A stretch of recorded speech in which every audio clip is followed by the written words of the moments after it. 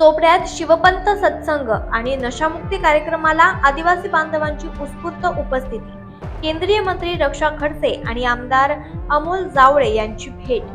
चोपडा तालुक्यातील आदिवासी बहुल चांदण्या तलाव पाड्यावर नागदिवाळीच्या पारंपरिक दिवशी भव्य शिवपंत सत्संग आणि नशामुक्ती कार्यक्रमाचे आयोजन करण्यात आलं।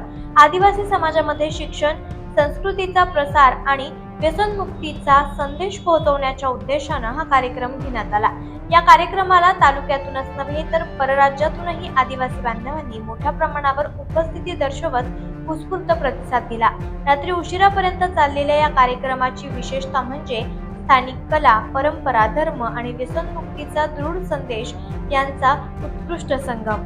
कार्यक्रमाला केंद्रीय राज्यमंत्री रक्षा खडसे आणि आमदार अमोल जावळे यांनी भेट देत उपस्थितांना नशामुक्त जीवन, शिक्षण आणि आदिवासी संस्कृतीच्या जतनाचा संदेश दिलाय।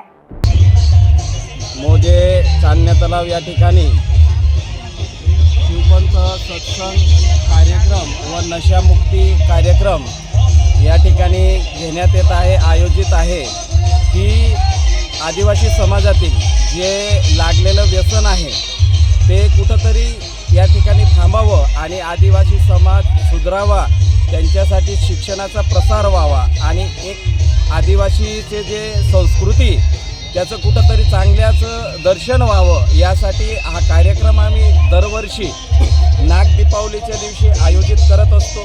तो महाराष्ट्र, मध्य प्रदेश आणि गुजरात या तिघी राज्यांमध्ये मोठ्या संख्येने साजरा होत असतो आणि या कार्यक्रमाचं आम्ही मा सरस्वती माता पिंड असं या कार्यक्रमाचं नाव असतं। हे आमची लहान पिंड आहे, याच्यापेक्षा एक मोठी पिंडसुद्धा आम्ही आयोजित करत असतो, ती सप्टेंबर महिन्यामध्ये होत असते।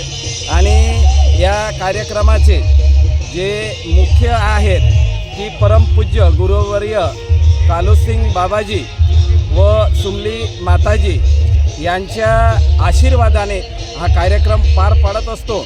आणि मला आज या चांदण्या तलाव या ठिकाणी हा जो कार्यक्रम आयोजित केला, मला एक अनुभव आला की या ठिकाणी सुरुवातीला आम्हाला असं वाटत होतं की हा कार्यक्रम सक्सेस होईल का, आमच्याकडून होणार का नाही होणार असं वाटत होतं। पण बाबांच्या आशीर्वादाने की जे आमची अपेक्षा होती त्या अपेक्षापेक्षा लाखोच्या संख्येने या ठिकाणी भक्त जनसमुदाय उपस्थित झाला।